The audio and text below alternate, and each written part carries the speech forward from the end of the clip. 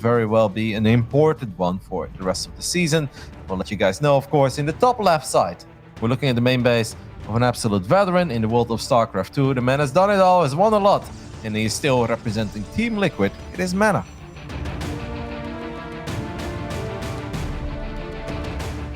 This music sounds a bit like Pirates of the Caribbean, by the way. And spawning over in the bottom right-hand side is the Red Protoss, also from Team Liquid. It is Harstem. I see what you're doing, Ben. You're gonna bring up irrelevant movies to make sure Ruddy says something stupid again, so you have something to hold above my head. I mean, because you know that I do not watch those kinds of movies. So, Pirates of the Caribbean? Yeah, of course not, Ben. Oh. Why would I watch that? I stopped playing Pirates when I was 9, Benjamin. I mean, I never stopped playing Pirates, Kev. I freaking love it. Pirates of the Caribbean is awesome, dude. Okay. What's a movie that you would watch then? No, we cannot start like this. We are going to start out talking about a PvP on the Romanticide between two of the finer players in Europe. And I'm actually very curious to see if we're going to see something similar to what we saw last season, where Harstem really was in the driver's seat, had an excellent start, was flying around with those oracles, found some damage. But then right when he was about to stabilize on 4 bases, MaNa just wanted to end it and got the game-deciding fight. I'm sure that both of them will think back of that game as well and realize how important it is when these two play against each other. Oh yeah, absolutely. MaNa getting a lot of gas very quickly here, which Harstem is scouting. And yeah, Harstem, he's the kind of Protoss player, when he enters PvP, I noticed this a lot when he played against Showtime. He was always trying to cut corners that he felt that he could get away with. And very often, they were the perfect corners to cut as well. But going up against MaNa, he's not necessarily the kind of guy that I feel you can do that against, right? Which makes it a lot harder to kind of bend and choose and react to the player. Because I feel that MaNa's the kind of guy that he can pull the trigger at any point if he wants to. Yeah. Normally when these two would go up against each other, especially on the Romanticide, you expect Harstem to be the sentry opener, like double Stalker into double sentry or Stalker sentry into more sentries, non-stop scout. And then from MaNa, we know that he's got a couple of curveballs up his sleeve and that potentially he does something aggressive with Adepts and Oracles. But it's actually MaNa who's opening up with the sentry here, which I think is kind of smart because Harstem, when is the last time you saw Harstem do like a 1-base all-in, you know, with a proxy robo proxy gate? I feel like Kev almost never does that, and perhaps that is what gives MaNa the comfort to go for an opening that I don't see him do that often. It's a common opening, but I don't feel it's all that common for MaNa. Oh, nice block here. That was a nice block, and yeah, you're totally right. I like the fact that MaNa hid his units for quite some time here, just trying to mess Harstem up a little bit in regards to not knowing what he's up against and what have you. But this pylon definitely did its job here. MaNa getting a robo now. Robo before the expand. He had 400 minerals in the bank. He was ready to warp in a very quick Nexus, but then Harstem was being annoying. And now MaNa actually gets a battery and a robo before dropping the Nexus, which I honestly find a little bit confusing, and I don't have a proper explanation for it. My next question was going to be, all right, what do you feel about this, Kev? But it looks like he's just kind of gearing up for a very safe and steady game. I mean, the Forge going down as well. Normally that's a big sign that the Protoss knows that they're not going to die to anything silly, right? And then it's like, okay, I'll get upgrades going quickly and stuff. And he's got such a big gas bank here. I can't imagine he's going to do anything but warp in a couple of extra sentries here. But yeah, it's definitely an unusual opening. Yeah, I guess the reason why MaNa made that battery, now that I look back at it, is because he knew Harstem opened up double Stalker, and Harstem could potentially do the skillers, where they open up with 4 Stalkers, run to the other side of the map, and MaNa actually cut a unit of the gateways as well, because he only went 2 Stalkers and 1 Sentry before letting Warp Gate finish up. So MaNa, in a weird way, was cutting a tiny corner there. This feels like MaNa's never going to get Blink, is he? He's probably just going to get a Twilight Council for charge, and then he's going to do the same thing as he did last season. I mean, he absolutely could. I mean, Harstem's going for a ridiculously quick third. Like, this feels greedy, but if there is a map you can get away with this on, it is Romanticide, yeah? Because, I mean, it is kind of hard to attack up these ramps and what have you, and Harstem's constantly scouting really good as well. I wouldn't be surprised if MaNa scouts this, and he's like, you know what? I'm just going to make a lot of gateways and go. I agree, Ben. It's also not that good for Queen Walks, you know? It's not good for Queen Walks, Kev. Is this where we're going today, Kev? Is this where we're going? I'm sorry. I had to squeeze that one in. MaNa hasn't seen the Nexus yet. But now that Observer is going to fly towards the left, following the directions from Beyonce, a little bit further. And now he's going to see like, oh my god, that thing is done. And You think we're going to get a Prism immediately? Because then he can make a little attack, even if he doesn't have charge. A Prism, 2 Immortals, couple Gateway units. Yep, there you go. I like it by MaNa. I think this is a good call. Yeah, me too. Drops the Twilight Council immediately as well. I mean, that Twilight Council's nicely timed for his +1 finishing, for a very, very fast +2. And he's going to set up his third as well, I think, after this, if it all fails. But you can see the kind of the attack set up from the right side as well with those Adepts. I like everything that MaNa's doing as a response. Great scout by Harstem. Yeah, I'd love to see him put those 2 Adepts that he's going to shade into the natural between the mineral line and the assimilator. That's a very annoying spot. Then it's going to be a bit more tricky for Harstem to take care of it. I also love the batteries, though, on the side of Harstem. He cancels 1? I don't know about that, Kev. I actually love the fact that he had 2 batteries there. Because 1 battery against 2 Immortals, is that always going to be enough? I'm not sure. I mean, it is quite far back. It's going to be hard to get to, but he is lacking force field energy now. It is blink against no blink, which is definitely a big deal as well. Ooh, pops the barrier immediately. Will he have a blink forward to pick off? He is going to try. Okay, both Immortals already lost their barrier. Warp is a micro. Sick save there by MaNa. Excellent save. At the same time, we do have the Adepts already finding quite some damage in the natural, but I actually think MaNa needs to disengage now, right? I mean, does he? I mean, he is doing it. I mean, those Immortals were both a bit low. I think he got the economic damage he was after. And he did start up that +2 ridiculously quick as well. Like he ain't done yet, Ben. He's 9 probes. He could get 1 more as long as we don't miss target. 10 workers in total, and he kept both Immortals alive. That was an incredibly close call. But well done by MaNa. I think decent defense by Harstem. But I think MaNa is more than happy with what he did there. Yeah, and oh, got a bit of a spike here. Hope it's not me going down. Game paused. Oh, okay, big pause there.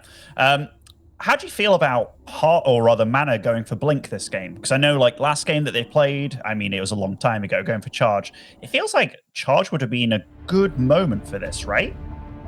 Yes, but on the other end, because he already has 2 Immortals, maybe he feels like, all right, now if you make Blinkstalkers, which I already know you have, and then I go Blinkstalkers, but I also have 2 Immortals powering my army, then it's actually going to be very good, because Zealots are funny, right? They can be incredibly good against Stalkers, but if the numbers are not quite there, or the Stalker ball gets really big, then they just kind of storm forward and get picked up immediately, or they get kited. So I think there are many ways that MaNa could have played it. Given the fact that he kept both Immortals alive, he's got very quick +2, which you mentioned. I do think that he is gearing up for another big attack. Harstem is going to try to cut all the corners here and just go second Robo and a Robo Bay immediately. I think we all kind of love the high-level PvPs with Disruptors, but I have the feeling that MaNa is not going to let him get there. Yeah, I think so as well. And you just reminded me, Kev, I saw a game of Zest on this map in these positions as well, where he got the faster +2. I don't know if it was Asus ROG, where it was definitely recently played a PvP. And he had this line of Stalkers and Immortals at the third base, just picking away at the Nexus a little bit, and just forced his opponent to attack him when he already had +2. It's beautiful. Yeah, that was with me, Ben. I was there. I was your co-caster. You? Okay. I'm just making sure it was Asus ROG. Yeah, you mean on the bottom, right, of Romanticide, where Harstem has third base? Yeah. All right, so Harstem's got 2 Disruptors on the way, guys. Now, 2 Disruptors can obviously have a big impact, but look at this army of MaNa. It looks so much better than the army of Harstem at the moment. And this is also where I think Zealots is stronger. I don't think the Zealot count is quite high enough. MaNa is not going to waste any time. He drops a couple of force fields. These Disruptor shots are going to have to be very, very good. Zealots get on top of the Immortals. This is not a fight that Harstem wants to take. Beautiful moment to attack from MaNa. Even if it's right before +2, I don't mind it, because he knew that Harstem was going to get Disruptors, and he wanted to take a big army lead right before those Disruptors were out. This is actually a very, very good game by MaNa. I'm pretty damn impressed by the level he's showing. Yeah, he was ice cold, no mistakes. And the Disruptors, well, from Harstem, killing his own Stalkers to finish it off. And Harstem, yeah, he looks at that, head back and everything. It was definitely not the game he wanted. It just felt like all the corners that he cut, and we talked about this, just MaNa didn't let him get away with any of it. Yeah, generally very high level stuff by MaNa. The more I think about it, I'm like, man, his scouting was so good. That first move out, I actually thought at one point, I was like, I kind of like where this is going for Harstem, especially because he activated both barriers immediately. But the fact that MaNa found so much damage with the 2 Adepts first in the natural, then even a little bit of damage in the main.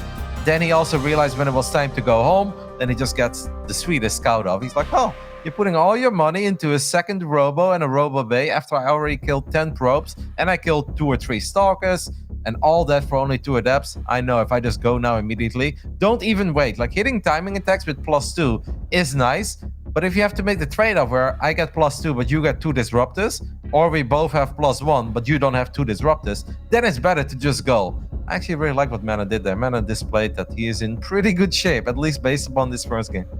Yeah, and that was all with the opening as well, being as safe as possible kind of thing, like the shield battery and the robo before taking the Nexus. Obviously, it didn't put him too far behind, but Harstem with one of the greediest thirds I've ever seen in PvP. And yeah, like maybe this would work in a lot of situations, but with that fast robo getting the scout off as well, the hallucinated Phoenix from MaNa just played like he felt he was the better player, which is a big deal when it comes to PvP, because this felt a bit similar to Showtime against Harstem, where Harstem's feeling like, I need to do all this tricky, weird shit to get ahead of you. Whereas MaNa was just like, no, I'm going to be very, very solid, stable, and do what I need to do. Those two adepts, though, those were the MVPs. Yeah, a lot of weird stuff indeed every now and then. We'll see what Game 2 has in store for us, and as we are loading into Jagannatha. I do think that for Harstem there was potential too. When he activated the barriers so quickly on the Immortals, it's always a hard call to make as a Protoss, because like if you blink forward, can you get an Immortal? Sometimes you can, but if you blink forward and then it gets picked up and then you want to go for the Warp Prism and then the Immortal drops, Harstem was in danger of losing all his Stalkers, so I don't really mind the way he played it, but I almost felt, because he did so much damage to them so quickly after popping those barriers, that maybe Harstem should have tried to trade there, because he did have a better economy at first. Anyways, time to talk about Game 2. Top right side, the man who has taken a 1-0 lead. Hailing from Poland, representing Team Liquid, it is MaNa.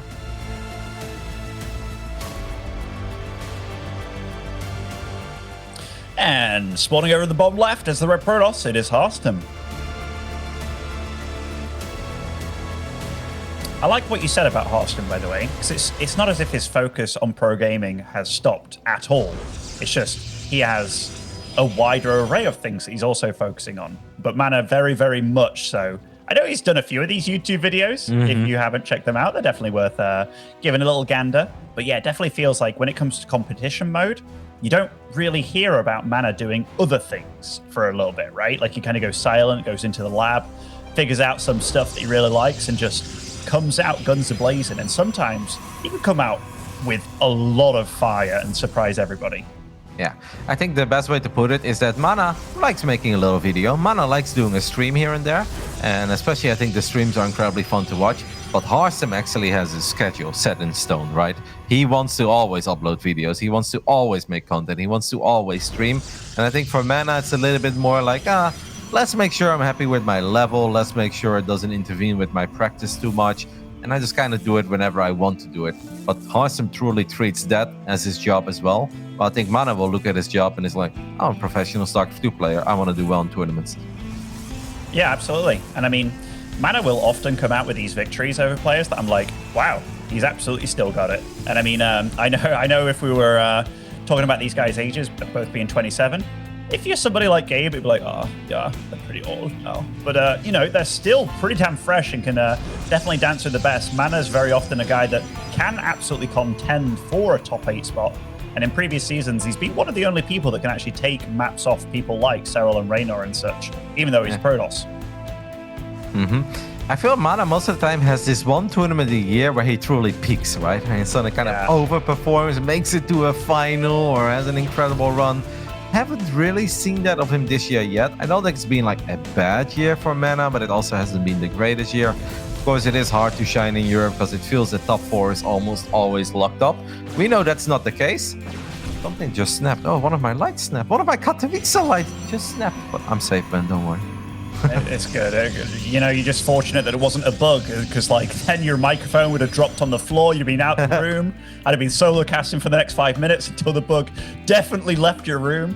That's why I panicked, to be honest. I'm like, I hear something. Is it a fly or is it a mosquito? But it was just a lamp snapping, no biggie. All right, so MaNa's going to expand, and he's going to once more open up with the Robo. This is a little bit different, guys, than what we see in most of our PvPs. I feel like way more often than not, it's Stargate or Twilight. But MaNa is showing us, like, no, you can just go Robo, and you don't have to 3-gate Robo from the get-go. Yeah, it's cool, right? Like Harstem, he's got a nice defensive setup here, tries to get the first loot, and he will get the first hallucination out. That's a pretty big deal. MaNa going for the skillers here with the 4 Stalkers will be able to hit and run a little bit easier than Harstem, but he has to be careful, man. Like, what he wants to do is deplete that shield battery energy and try and get some real damage done. I mean, I've tried this 123 times, Ben, and the score is 123-0 in favor of the guy with the shield battery. But I will, just like Skillers, I do not stop believing. I will keep on going. It is obviously also nice to just apply a little bit of pressure and, you know, maybe your opponent slips up. Maybe you can force out a supply block or, you know, they forget to build probes for a split second. And this is also kind of nice. The adepts show up at a random moment, but there is still a probe on the high ground here for us. I appreciate the attempt from MaNa, because this is the kind of stuff that can really be annoying if you're Harstem, because at any moment in time, letting that through, it's always annoying. And even though he's not letting it through, that's 25 minerals every time, like that you lose every time that you cancel that building. So this is MaNa's way of just being like, all right, I can get a little bit aggressive. That was a nice catch by Harstem, though. Now we're also losing a couple of minerals on the side of MaNa, but MaNa's gonna run in with 4 Stalkers. Very funny. The 4 Stalker hit squad without thinking. He just kills the pile and gets into the main base. Wow. This is damage that you just don't normally find. When you open up the way that MaNa's done, you will lose 1 Stalker. But I love that, man. 5 probes in a pylon? Are you kidding me? I mean, that was great from MaNa. And look at that. These probes still not doing anything. Like, I've just been watching Harstem's face for the last 20 seconds. Oh, that no. whole thing looked as painful as, like, you know, just somebody coming into his house just punching him in the face. Like, he did not like that one bit. And that's a scary army from MaNa as well. 2 Immortals already. I'm afraid that Wade is going to take the lead. Wade is the GOAT at this point, Ben, because this game is looking incredibly good for MaNa. Even if he's down in workers, he's got an army that's so damn good. It's going to be very hard for Harstem to do something about it. But if Harstem stays on 2 bases, maybe gets an extra battery or 2, has some great force fields, there is a chance. But I think these adepts will just go for that sentry or they go for the main base. I mean, both is an excellent choice. I think Harstem is, well, a world of trouble would be an understatement. I think he is super dead. Yeah, and those blinks as well. He didn't blink behind the force fields. He just kind of blinked in front of them again, which definitely problematic. I mean, second shield battery does finish here. Still hasn't popped shield battery overcharge, which is actually a big deal. He's proper holding on to it, but down to 1 now, and oh, nice focus 5 by MaNa. The Warp Prism finally comes in here. MaNa's got a lot of money to spend. Gonna go for the Warp Prism. Does get it, but so many probes fall in here.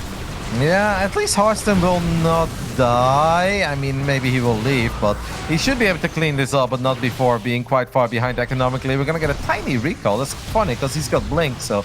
but he will recall, but he has lost 22 probes against this attack, and it's not even over yet. Looking at 25, number 26 as well, from that Polish gentleman back in the room. Do I hear 27? I heard 27. Benjamin Baker wanted to...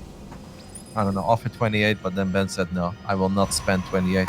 27 probes in total, obviously puts MaNa very, very far ahead. You know, I'm gonna be a good friend, Kevin. I'm gonna whip on over that, you know? That didn't happen. But like here, I mean, Harstem, he's been outgunned this game. He's been outgunned this series, it feels like. Like, MaNa came really damn prepared. This robo stuff that he's been doing, he kind of made it look like this should absolutely be the standard, right? Because at no point in time was I like, yeah, Harstem's in a really good position in this game, especially. You didn't feel that felt a little bit like one of those auctions, you know, where people are bidding for a painting? It's like 27, 28. Do I hear 29? you watch those, but you don't watch Pirates of the Caribbean? Oh, Kevin. What is this? Oh, GG. Yeah, I mean, Harstem just knows that he is quite far behind. There is not... I'm a little bit surprised that he maybe leaves here, but I guess those adepts are going to find a couple of extra